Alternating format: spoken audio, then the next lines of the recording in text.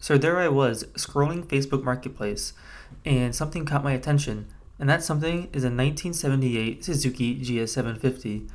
I'm actually a huge fan of these old Suzukis, so much so that this is actually my second one, and I think they're better than the Hondas and Kawasaki's that they competed against.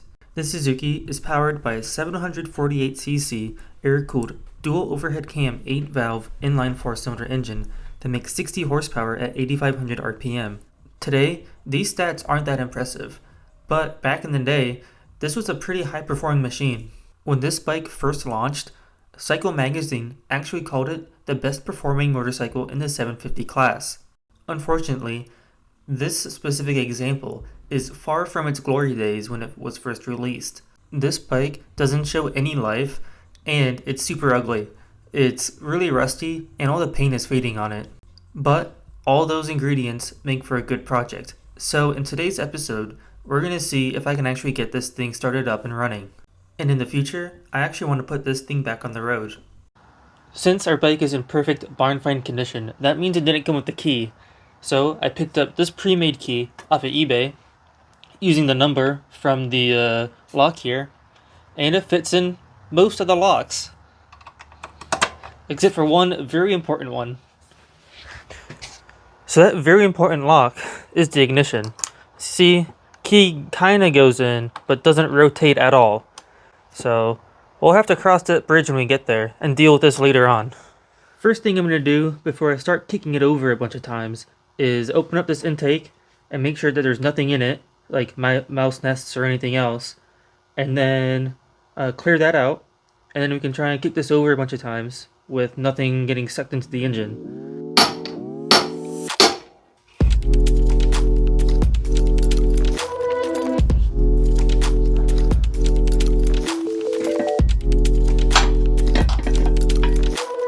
Well, as expected, we do have some evidence of life in here. So, good news is that we have an air filter, and that looks to be intact. So I think we're good to go. So, besides the key situation, I know the next big task is going to be these carburetors. So I'm going to go ahead and take them out, and we're going to see how nasty they are.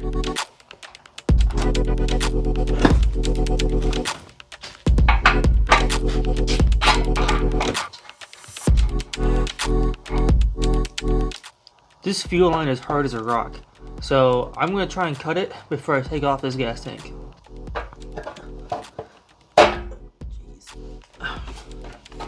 And this vacuum line is also insanely tough, so that's going...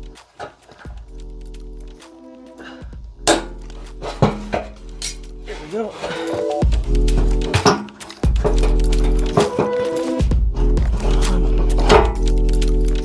So this fuel tank is completely empty, and that could be a good thing or it could be a bad thing. Here's a look through the gas tank, and it actually looks better than expected. So that's good news. Only a little bit of surface rust. So the only thing holding in these carburetors now are the front and rear boots here, and the throttle cables. And based on the condition of these hoses, I'm pretty terrified that these boots are going to be one heck of a job.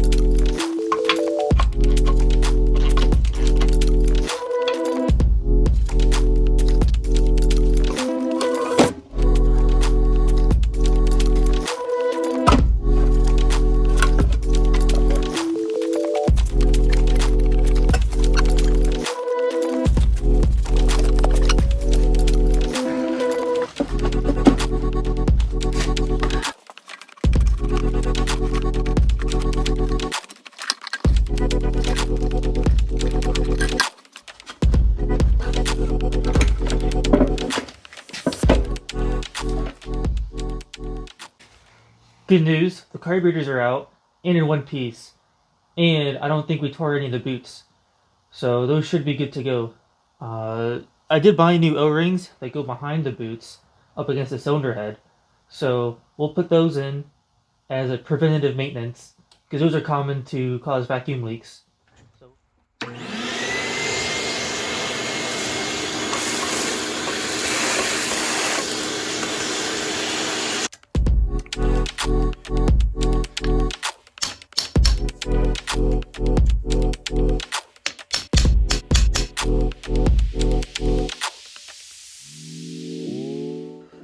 This O-ring is in pretty terrible condition, so good thing I'm replacing these now.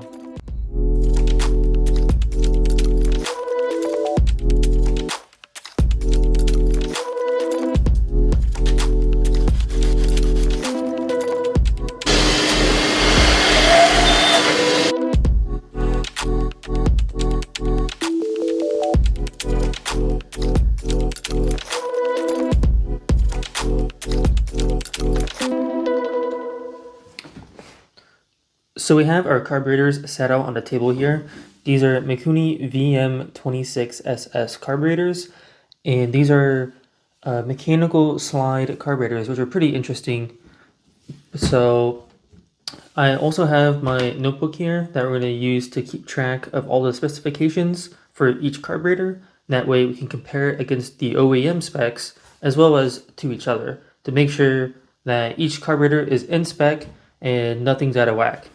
Our first step here is going to be to remove all these covers, so that way we have access to this throttle.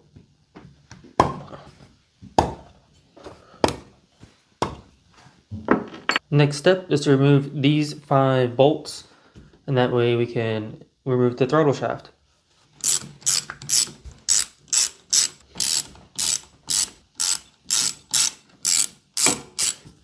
Alright, next we have this little stopper here, and then should be able to take that out.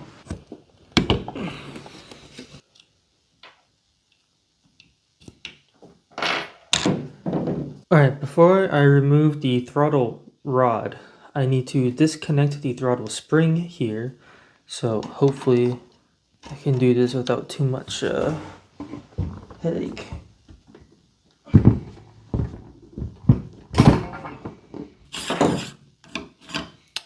There we go. Cool, so now we should be able to remove the slides for each carburetor. This one seems tough.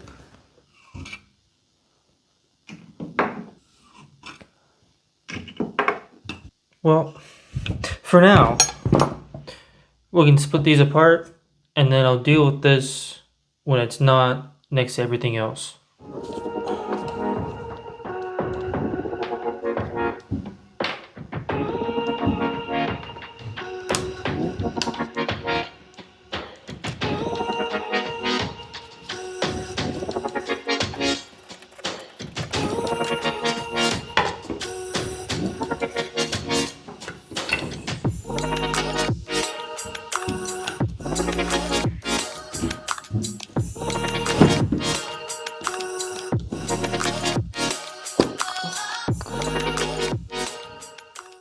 Well, we have a little bit of crust inside, not too bad. Carefully remove the pin, the float.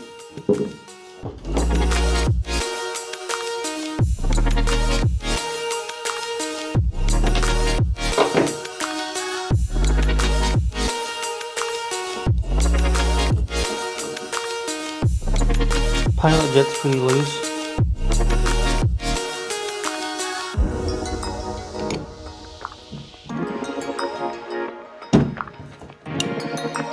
Alright, I'm going to count how many turns it takes for this air screw to go in, and then I'll back it all the way out. So that way I know where to put it when we put it back together. Not even one turn.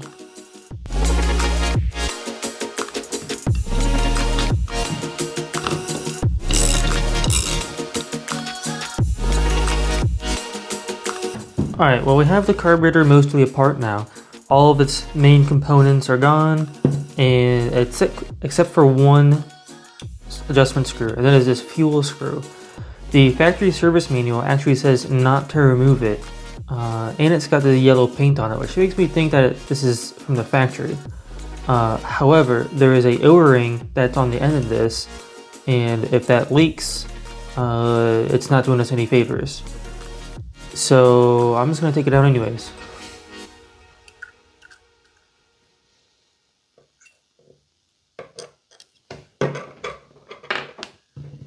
So now our carburetor is completely apart. We can go ahead and clean this.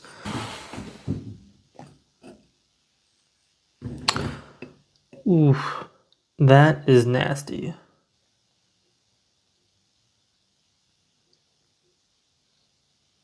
Alright, so here I have one of the carburetors in my hand, and what I'm going to do is just spray some carb cleaner through it, and then run the air compressor through it. So I'm going to pay special attention to each one of the holes here, and in the front, and everywhere that there's a adjustment.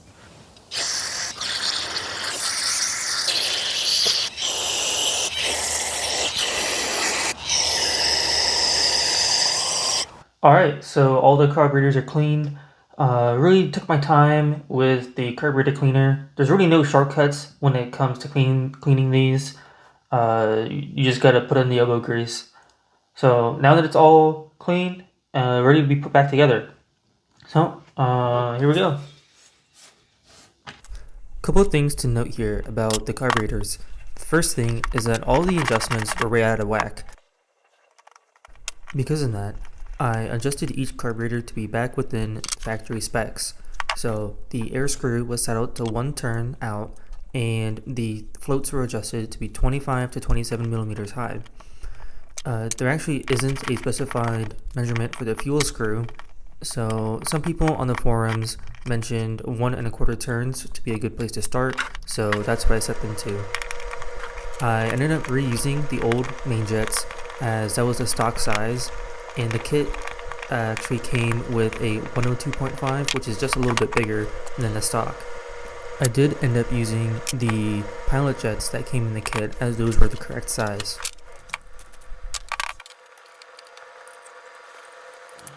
Alright, now that the insides of the carburetors are all together, it's time to make them all into one piece. So we're gonna slap the frame on, and at the same time put on the throttle.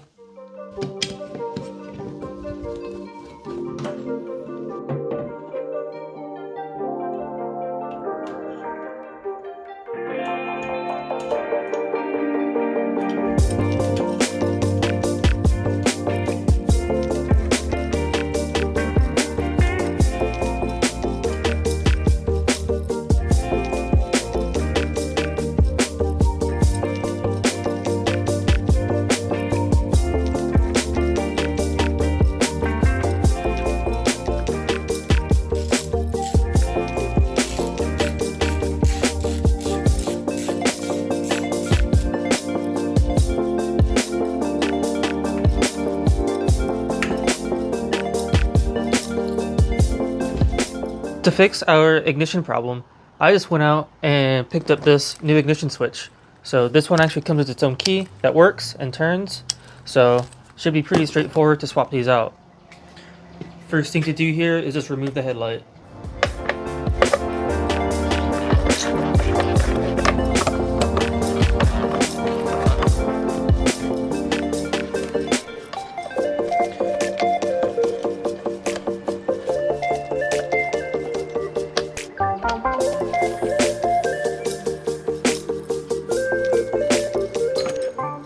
Alright, inside of here is our connection for the ignition switch, and this is it.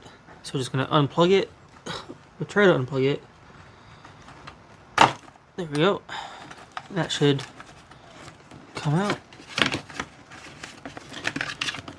And there we go. Alright, so the new ignition switch is plugged in, and we're just going to give it a quick proof of life. Oh, we got lights on. Alright, now that we have proof of life, let's see if the starter will actually turn on. So put it into run, put the thing on. Let's see. Oh, nice. So things are looking pretty good. With the ignition switch wired up, we can now probably try and start the bike. However, first I want to try and check for spark. I'm just gonna send it.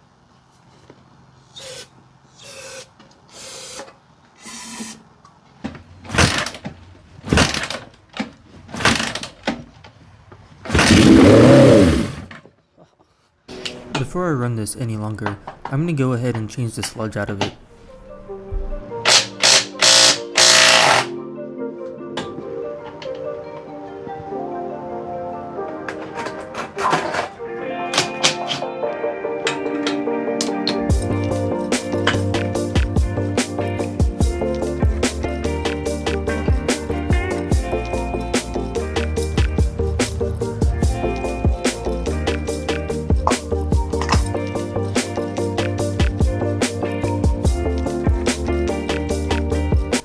it's time to throw everything back together so we can get this bike started up for the first time.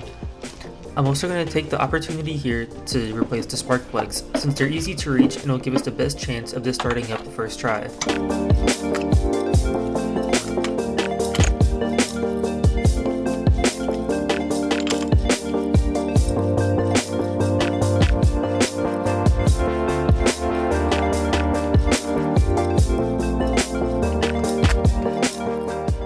Alright, so the bike is about as much together as it needs to be.